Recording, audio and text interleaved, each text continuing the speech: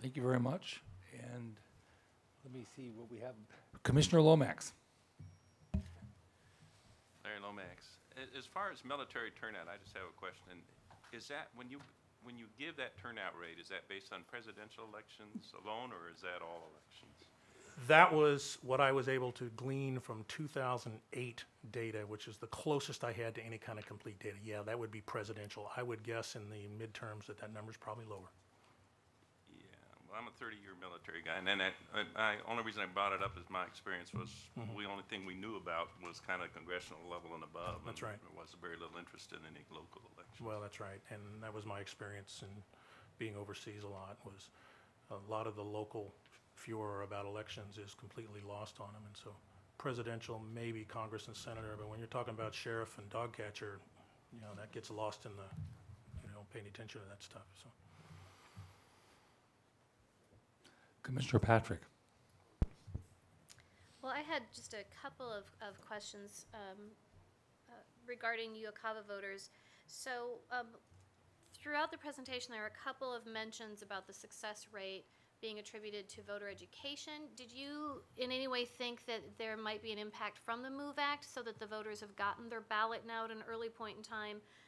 What we've experienced in our jurisdiction is that the voters now have it long enough that they believe that they'll be able to get it back to us in time to be counted, and that has been impactful of the return rate as well. The MOVE Act was clearly successful. Two things. One, the 45 days, giving more time for the turnaround process. And the second one was the changing of how you treat the FPCA. Instead of 2 election cycles, to back just to 1 election cycle, because if it was 2 election cycles, you just increase the likelihood that the address is bad by a lot, more than double. So that helps. All the election administrators that I talked to were happy about that. That made their life a little easier. The one thing related to this, though, is the local election administrators that I talked to, for the most part, would prefer to be able to treat military Uocava voters that are overseas differently than military voters that are domestic. And this has to do with a time management problem. Because by all estimates, 2/3 of the Uocava ballots that they get are from domestic military. And yeah, they've got a specific issue, and I get that. But the overseas military voter is an entirely different category. And when they get down to this crunch, they would prefer to expend their effort on getting those ballots overseas as opposed to the domestic. They think that in many cases, while they're not willing to recommend that we treat the military voter domestically just like any other absentee, the absentee voting problem for domestically stationed military is closer to the typical absentee problem than the overseas one. One complication that I would see with doing that would be that many times we'll have them, from what they checked off in the FPCA, as a domestic military voter, but by the time the next elections come around, they in fact have been deployed or they're somewhere else. So there can be some real distinctions and some issues, I think well, that's true, and it was already mentioned in one, and I get this constantly from the election administrators. They mail the ballot to a domestic address. Somebody else forwarded it to them overseas. And in many cases, this isn't a case of they got restationed. This was a case of that was just their plan from the beginning, that they were going to mail it to their home of record. Somebody there was going to do it for them to make sure that it got to the right military address. And then one research question that I had is if anyone knows the number of states that do not allow the federal write-in absentee ballot, the FWAB, as a registration application as well. Or how many do, or I how can many get you don't. that number. I don't know it off the top of my head. The number, it's available. Okay, thank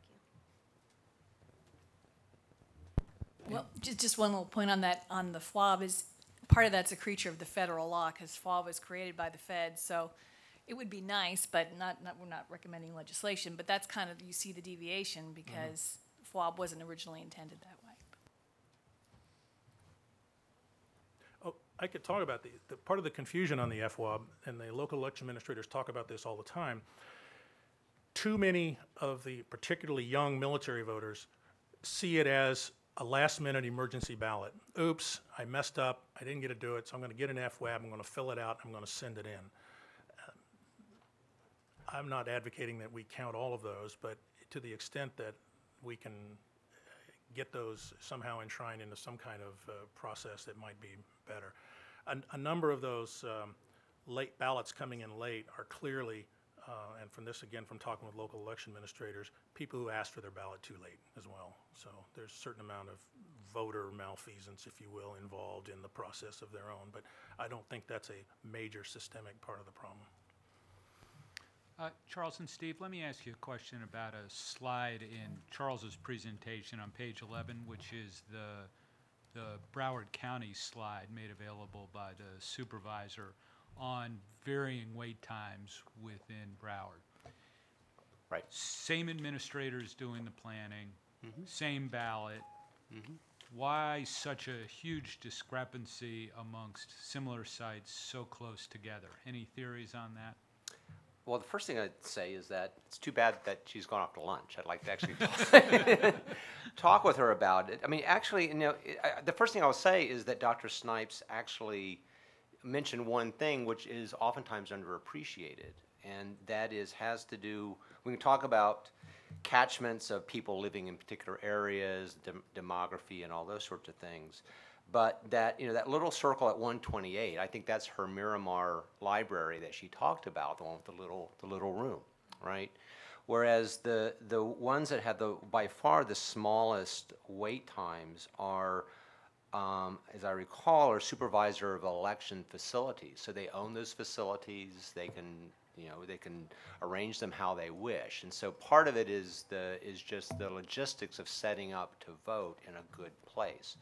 I was playing around myself with this in particular, and it looks to me when I eyeballed it, and I want to get my GIS people on this, that there's a function of where people live, that many of the short waits are in places that have relatively low population densities, and the longer waits are where, you know, the kind of the closest place, there's a lot of people there. And you'll recall that Florida constrained where they could do early voting to libraries and to the supervisor of elections places.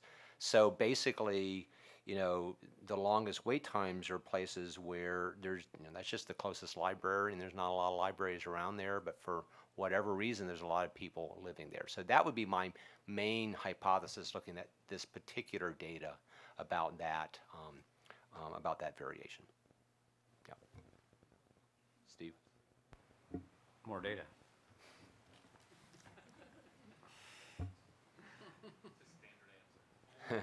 That is my standard answer, isn't it? You're not by any chance a political scientist, are you? So, a couple things I think we've observed over the years about wait times and lines in specific places. One is, if you go back to the other slide on persistence, there are some states that are persistent, and these are places where, you know, there are a lot of people. It's very mobile and so forth. There are also states like Florida where you've got a lot of re-precincting going on. And I think re-precincting juggles the lists, creates confusion about where you're supposed to vote and so forth. So one of the cautions here is also where you see a lot of re-precincting, where you see a lot of people getting knocked out of their boundaries for management reasons, for one management reason, it's creating another management problem. And I think one of the things to think about is how do you look across all the management decisions and try to make the management decisions all at once rather than make this management decision to solve that problem, ignoring the possible other problem that's going to emerge. Any other questions from commissioners? Sorry, I have just a couple more questions real quickly, and this is for you, Charles. For the early voting period, has your research demonstrated that is there any consistency over the varying times of early voting, which of course some are 30 days, 40 days, 5 days, 8 days.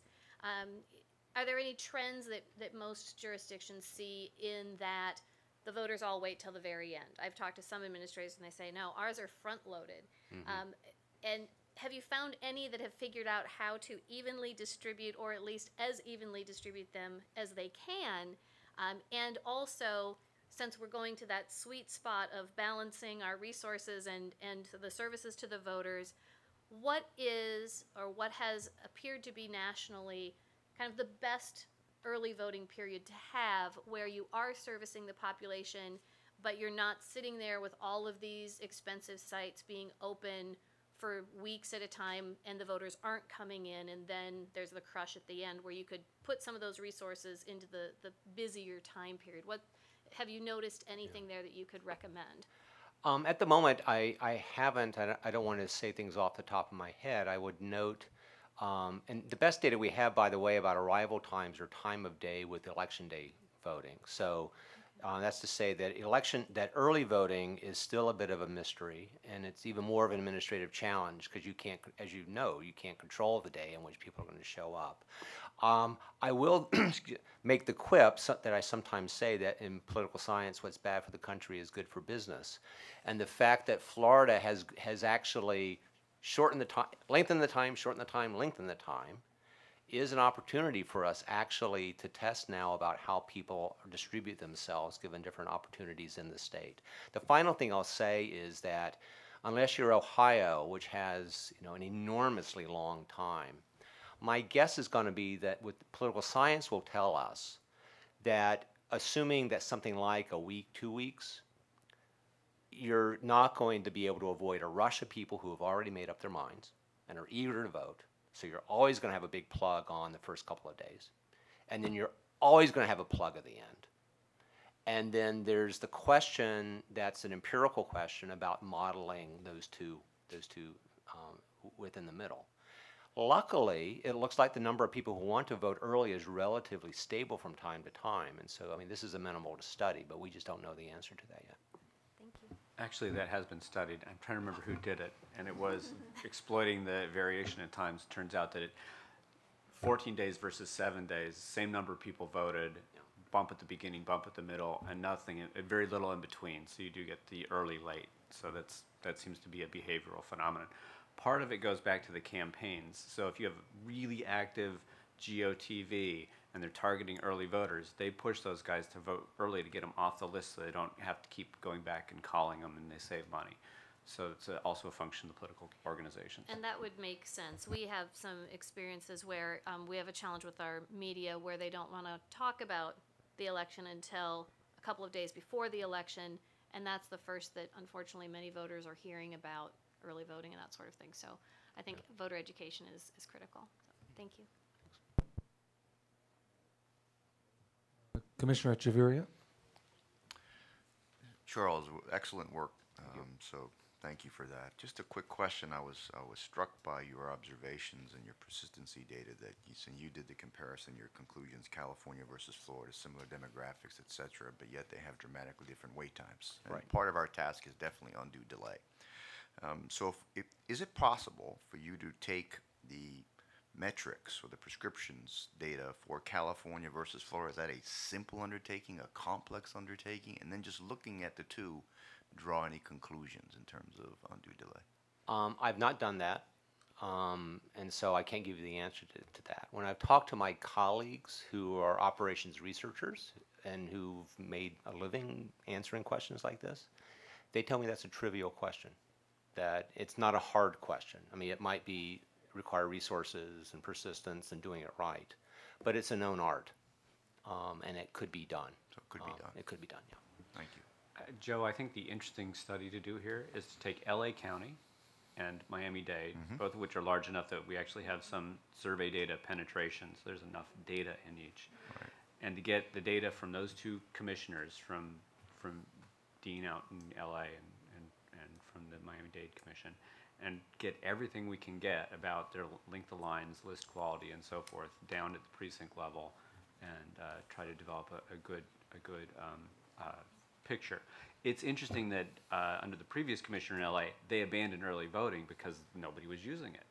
So they used an extensive amount of absentee balloting, so it's going to be a different story regarding Charles's absentee ballot story. In fact, they create permanent absentee precincts to kind of manage some of these things. So they're actually pushing people into the mail ballot system. And so there might be some completely different ways of dealing with these problems. We do know also that something else Charles pointed out, which is the lines are longer in early voting than they are in the precincts on average around the country. So early vote, the spread of early voting, which was quite rare around 2000 and ballooned over the last decade, is feeding into the lines because people go to voterly, and they get stuck in a line. So LA County is, got on average, is closer to 7 minutes, would that be fair?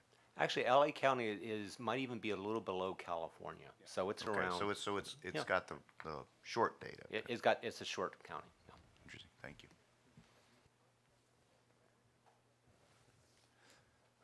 Well, thank you very much. Outstanding panel. We much appreciate it. Obviously, we hope you'll be available to provide further information to the commission as we continue in our discussions. Absolutely. Thank you Thank very you. much.